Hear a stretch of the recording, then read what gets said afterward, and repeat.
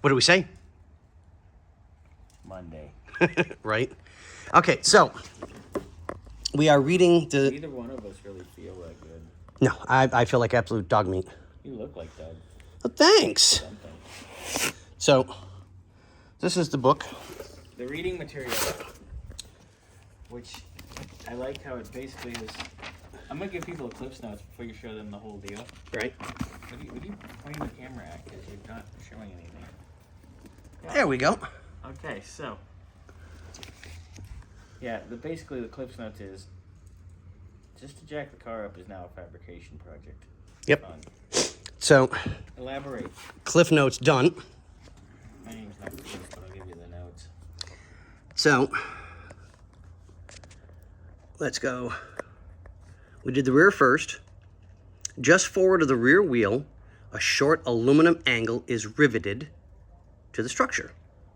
Great, not a problem. So we did that. We jacked everything up. We did the rear brakes, checked everything out, suspension. You guys have that video. Yep, that video is already there. Yep, so now we have just Well, it's not aft there of... right this second. Yeah. It's there by the time they get this.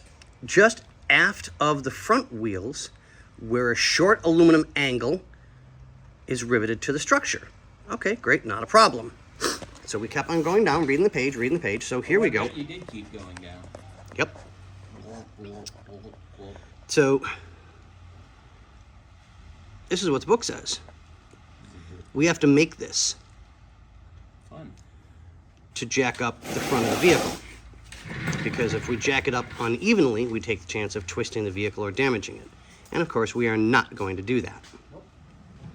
So Bobby's in the process of trying to find what we need. It's not too hard. I just got other things to do. Right? So we'll get back to the RV again once we have the parts so that we can jack everything up and do it safely. So there's that. Hell. The wind. So, okay guys, we're on a temporary pause until we find what we need. You're in my personal space. I'm gonna lick you. I already told you, we can That's re-nickname this garage Two Bears and an Otter. That makes sense. On that note, what do we say? Ay, ay,